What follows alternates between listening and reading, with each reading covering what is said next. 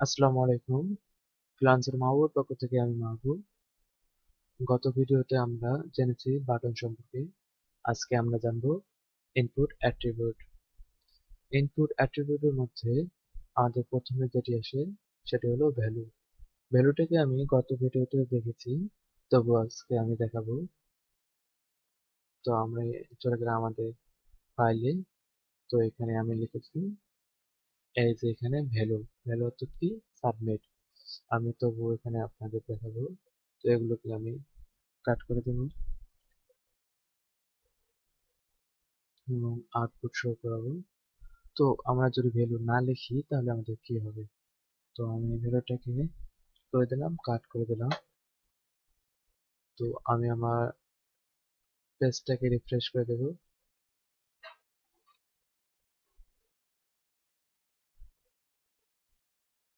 পুরোটাই আমি কাট করে দিলাম। তো তো আমি এখানে একটি বাটন শো করাবো, ইনপুট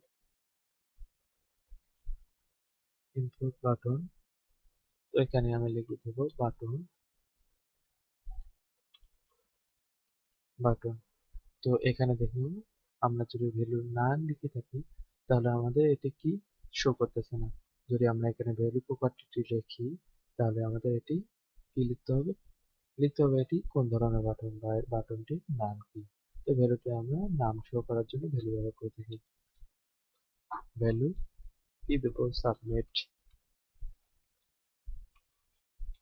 এটি হলো আমাদের সাবমিট বাটন। এরপরে আমরা যে অ্যাট্রিবিউটটি জানবো সেটি হলো রিড অনলি। আমরা কিছু কিছু ইনপুট ফিল্ড দেখে থাকি, সেটি হলো শুধু আমাদের পড়া যাবে, এটি কোনো এডিট করা যাবে না, অর্থাৎ রিড অনলি। সেটি কিভাবে আমি দেখাবো আপনাদের। তো আমি চলে গেলাম আমাদের ফাইলে। তো আমি এখানে একটি ইনপুট ফিল্ড নেব,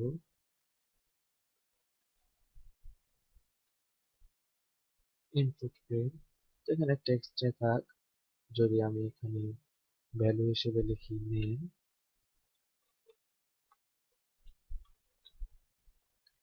আমি যদি এখানে লিখি রিড অনলি নামে একটি প্রপার্টি রয়েছে, যদি আমি এখানে লিখি রিড অনলি অর্থাৎ রিড অনলি অ্যাট্রিবিউট, তো এখন কি হবে? এটা শুধু আমাদের রিড হবে, শুধু পড়া যাবে, এডিট করা যাবে না। তো রিড অনলি। তো দেখুন, এটি আমাদের এডিট করা যাচ্ছে না। এটি হলো আমাদের রিড অনলি ইনপুট অ্যাট্রিবিউট। আমরা কি জানি ইনপুট সর্বদা কি লিখতে হয়? শুরু ট্যাগের মধ্যে লিখতে হয়। তো আমরা এটিকে শুরু ট্যাগের মধ্যে লিখেছি। তো এরপর আমরা যেটি জানবো সেটি হলো ডিসেবল।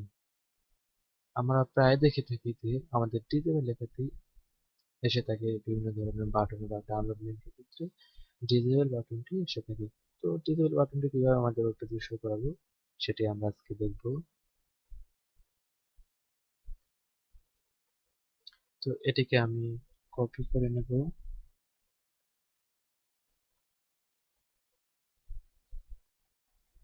Ctrl+C কপি, এবং এখানে কি করে দেবো? পেস্ট করে দেব, Ctrl+V পেস্ট, এবং লাইনটাকে বের করে নেব ব্রেয়ার ট্যাগ দিয়ে। আরেকটা নেব যাতে একটু একটা লাইন গ্যাপ হয়। তো এখানে রিড অনলি জায়গায় আমরা লিখবো কি লিখবো? ডিসেবল। ডিসেবল, তাহলে এটি আমাদের ডিসেবল। এটি আমরা কিছু করতে পারতেছি না, এটি আমাদের ডিসেবল হয়ে গেছে। তো এর পরবর্তীতে আমরা দেখবো কি দেখবো সেটি হলো ম্যাক্স ল্যান্ড অর মিন। প্রথমে আমরা দেখবো ম্যাক্স ল্যান্ড। তো আমরা প্রায় দেখে থাকি যে পাসওয়ার্ড 8 ক্যারেক্টার হওয়া প্রয়োজন। সেক্ষেত্রে আমরা কি ব্যবহার করতে পারি? যে ম্যাক্সিমাম ক্যারেক্টার আমরা লিখে থাকি। ম্যাক্সিমাম ক্যারেক্টার বলতে আমরা যা খুশি দিতে পারি, 10, 4, আমরা যেটা দেবো সেটা দেবো। যদি আমি এখানে 4 দিই, তো আমি এখানে এটিকে কপি করে নেব,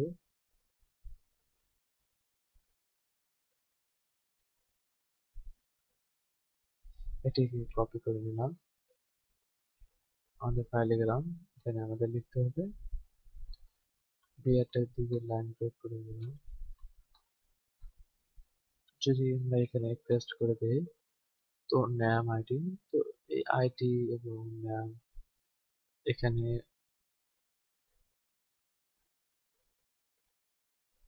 প্রয়োজন নেই, তো আমি এখানে দিলাম এবং এখানে আমরা কি দিব,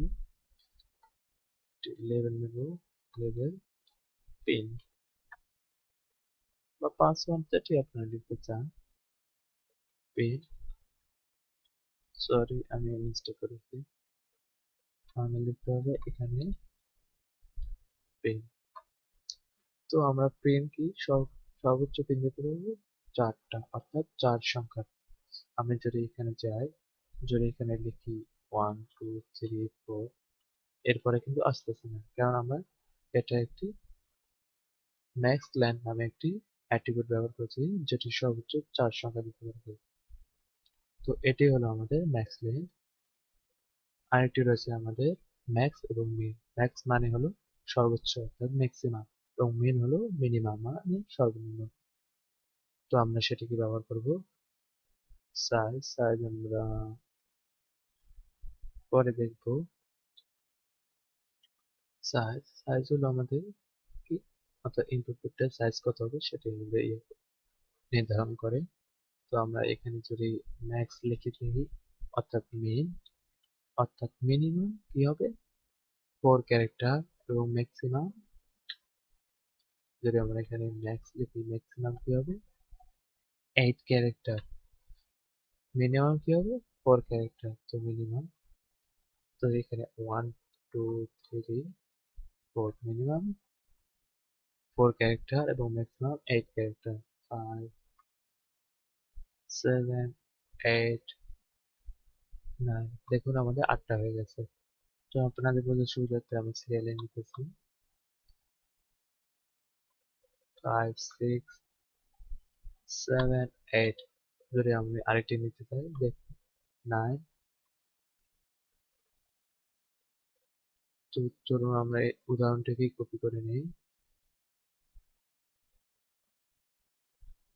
তো আমি কন্ট্রোল প্লাস দিয়ে কপি করে নিলাম এবং এখানে এসে তা পেস্ট করে দিলাম। তো পিন এখানে কি বলছে, টাইপ কি হবে নাম্বার এবং নাম কোয়ান্টিটি দিচ্ছেন। তো মেন দেখো 1 এবং ম্যাক্সিমাম 5। তো দেখি এখানে আমরা কি দিয়েছি মেন 1 1 2 3 4 5। তো আমরা এর পরবর্তী যেটা অ্যাট্রিবিউট দেখাবো সেটি হলো আমাদের মাল্টিপল ফাইল। ফাইল একটি ফাইল, এটি আমি দেখাতে ভুলে গেছি আপনাদের, সেটি আমি দেখাবো কিভাবে ফাইল অ্যাড করতে হয়। তো ইনপুট,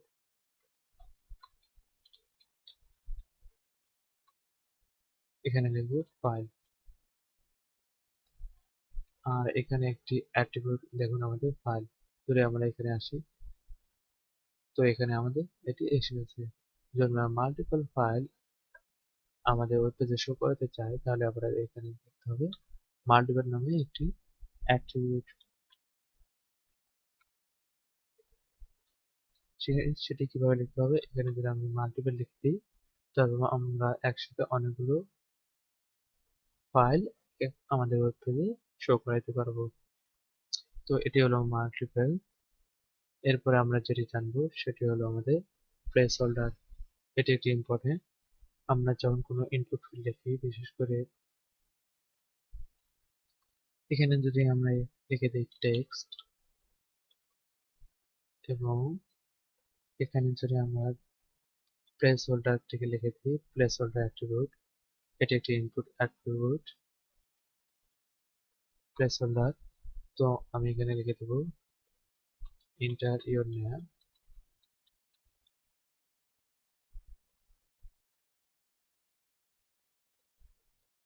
তো দেখুন আমাদের এসে গেছে ইনপুট ফিল্ডের মাঝখানে দেখাচ্ছে এন্টার ইওর নেম। এটি হলো মূলত প্লেস হোল্ডার। ভিডিওটি আপনাদের কেমন লেগেছে তা আমাদের কমেন্ট করে জানাবেন। ভিডিওটি যদি আপনাদের ভালো লেগে থাকে তাহলে ভিডিওতে একটি লাইক দিবেন এবং চ্যানেলটিকে সাবস্ক্রাইব করে আমাদের পাশেই থাকবেন। ধন্যবাদ। আসসালামু আলাইকুম।